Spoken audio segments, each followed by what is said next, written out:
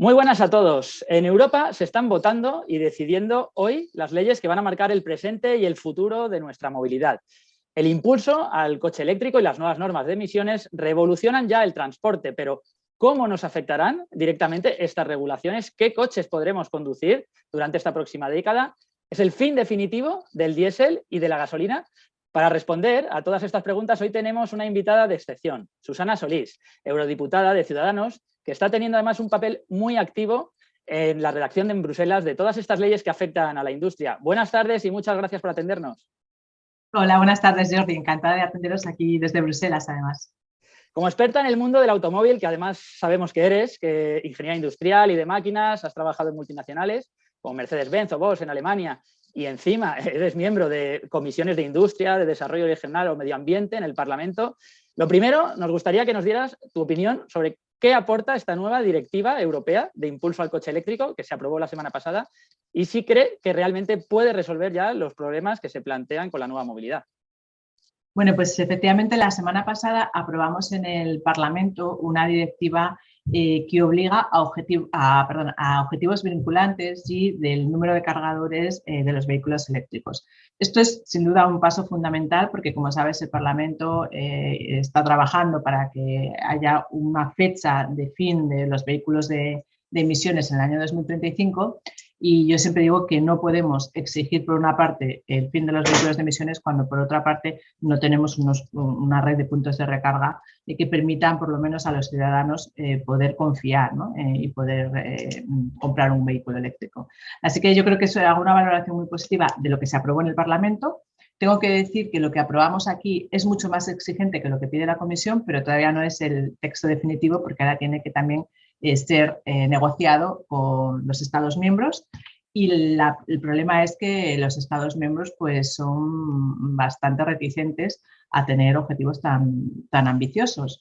Y al final lo que ocurre es que bueno, pues tenemos sitios o países como España donde tenemos una red de recarga muy por debajo de nuestra flota de vehículos y que hace que no arranque, ¿no? El vehículo eléctrico. Se junta el precio, porque no tenemos puntos de recarga y así no hay forma.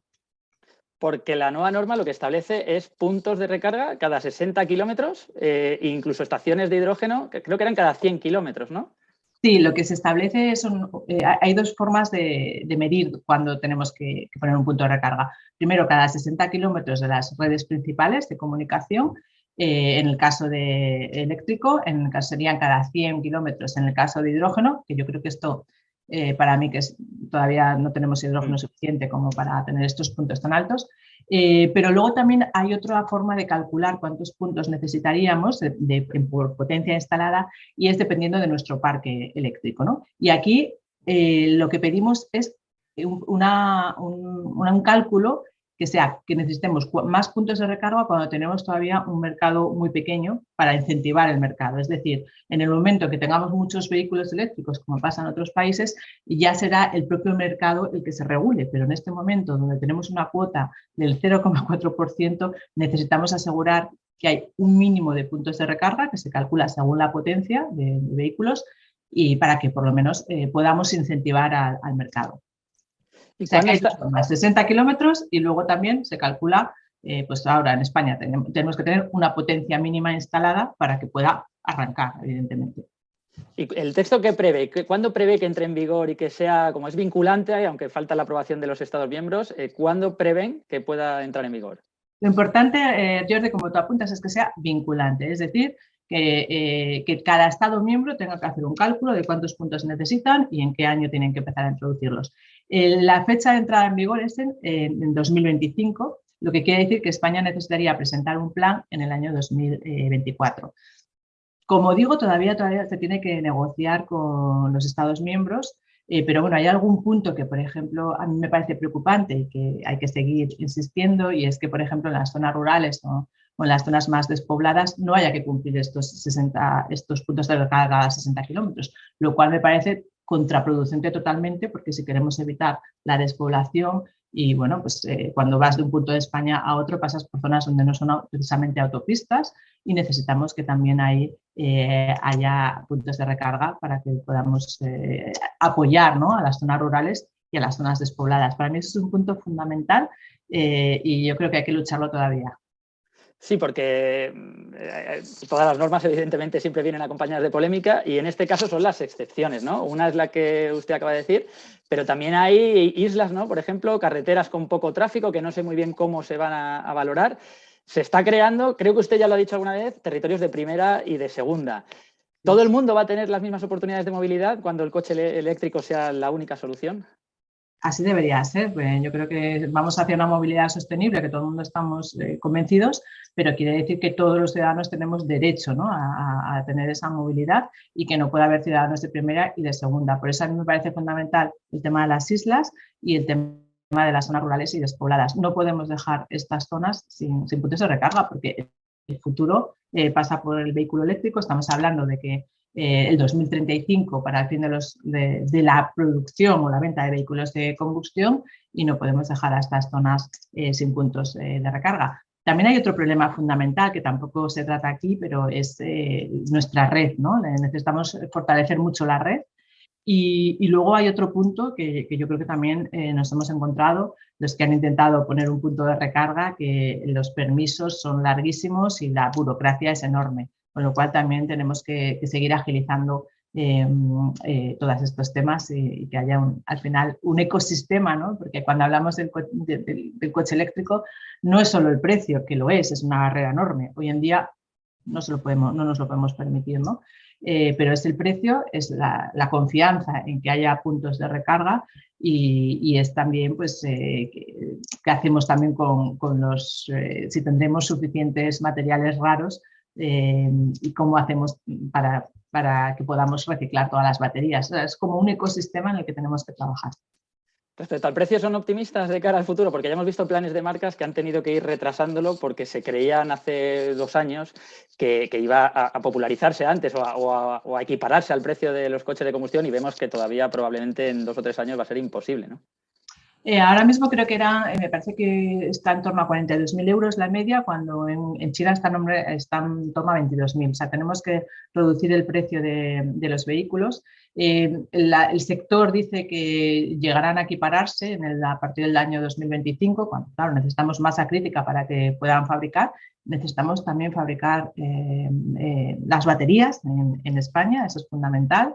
Y claro, es importantísimo. A mí me preocupa mucho no solo la implantación del coche eléctrico, sino que nuestra industria pueda responder, ¿no? a ella. Es decir, tenemos que pasar de fabricar coches de combustión con muchos proveedores que están trabajando ahora en la cadena de suministro que tienen que cambiar y tenemos que hacer todo este acompañamiento, ¿no? De que nosotros los consumidores cambiemos al coche eléctrico, pero a la vez que la industria se transforme y que permitamos también a toda la cadena, que también implica a los concesionarios, a los talleres, a los productores, también a que se transformen. Y esto que parece muy sencillo, ¿no? Y que hay como mucho ecologista que lo ve muy fácil, pues tiene que ir acompañado y tenemos que ir de la mano de la industria y hacerlo teniendo muy en cuenta las consecuencias que tiene para nuestra movilidad. Porque aquí no se trata de obligar a nadie, ¿no?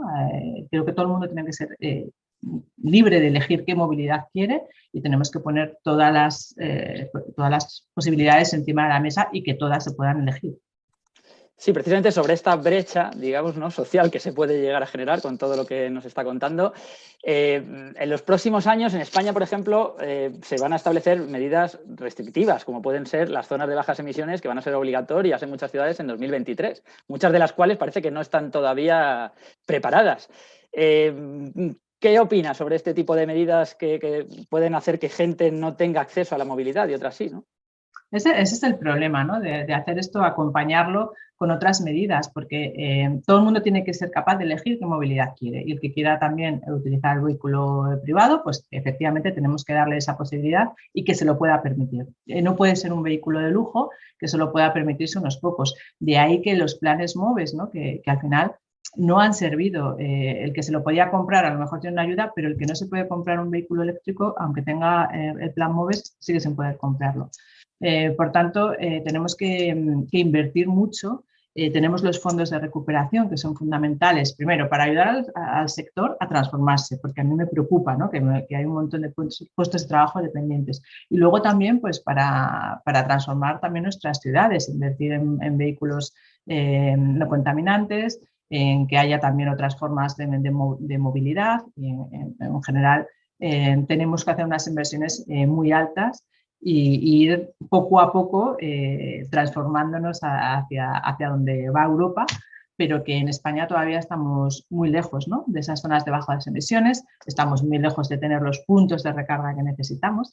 Yo siempre comparo, Jordi, aquí estoy muy cerca de Países Bajos, ¿no? En Países Bajos es una superficie 12 veces más pequeña que España, 12 veces, y tienen 6 veces más puntos de recarga que aquí.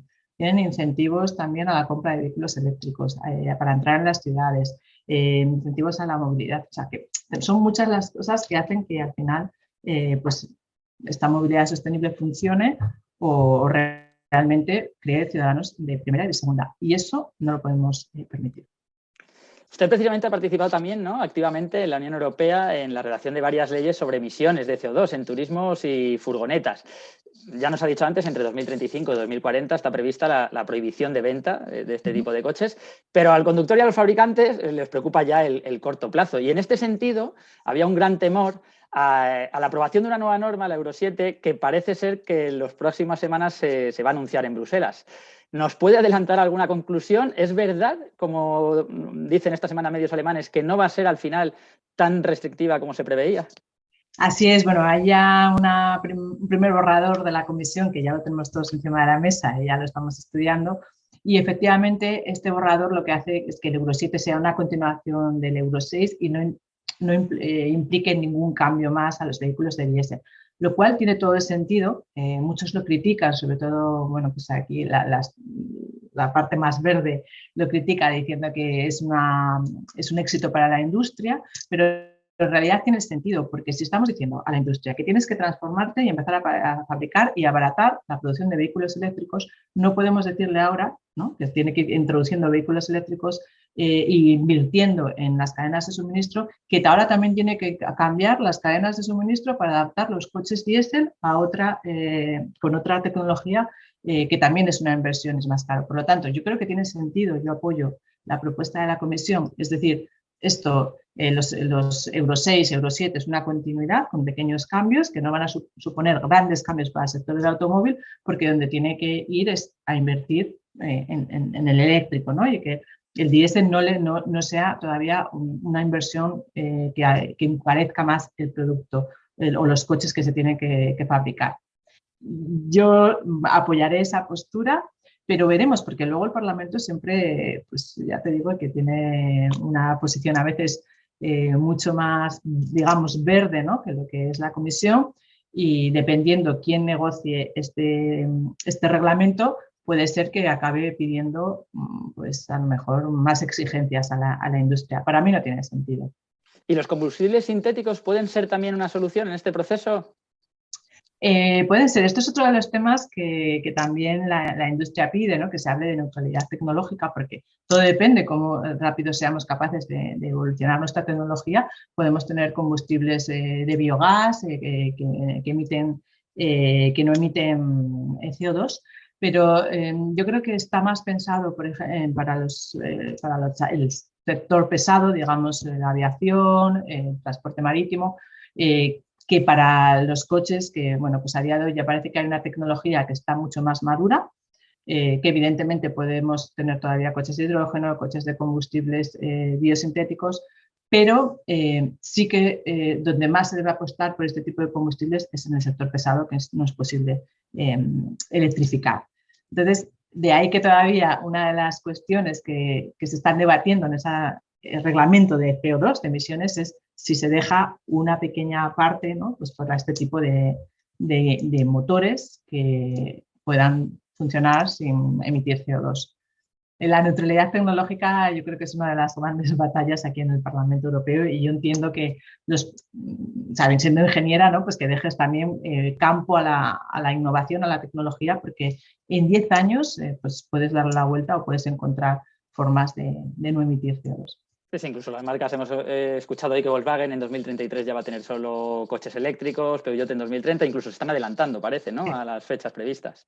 Sí, todos son muy optimistas en adelantarlo. Yo creo que cuando hicimos el reglamento de emisiones de CO2, yo fui muy de mano de la industria, sobre todo la industria española, ¿no?, pensando muy bien también, porque tenemos cierta particularidad en España. Por ejemplo, fabricamos furgonetas, que no lo fabrican otros países, y había puntos de esa legislación que nos afectaban muy específicamente a nosotros, pero lo tenemos que hacer de la mano de la industria. Lo que no podemos hacer es que los políticos, ¿no?, aquí en el Parlamento legislemos sin ir de la mano de la industria o también de los consumidores. Y yo creo que ha habido un consenso general que el 2035 era viable. Algunos fabricantes también te hablan del 2030, pero también te están poniendo la mano, ¿no?, y decir, bueno, para el 2030, pues, por ejemplo, necesitamos ayudas para implementar todos estos cambios, y de ahí que también sea muy importante los PERTEs, ¿no?, que en España se han prometido y que es vital, ¿no? Para algunas marcas te están diciendo que no van a fabricar coches eléctricos en España si no tienen esa ayuda por parte de los fondos de recuperación, que se les prometió por una parte y ahora no lo reciben. Por lo tanto,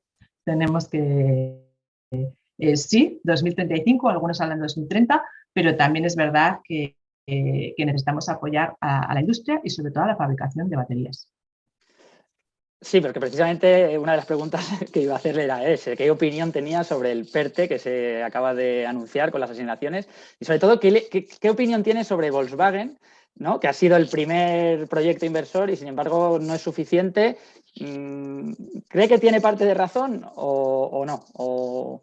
Bueno, yo creo que se ha creado muchas expectativas desde el comienzo con los PERTEs, cuando no cumplían, ¿no? O sea, la propuesta que se hicieron en un primer lugar no cumplía ni la normativa de ayudas de Estado ni cumplía, pues, la de competencia, ¿no? Si yo no recuerdo mal, se anunció al principio que el adjudicatario del PERTE eléctrico iba a ser Volkswagen, cosa que a todos nos quedamos muy sorprendidos, puesto que tenemos que dejar que concurran todas las marcas de la automoción y no se puede adjudicar a dedo.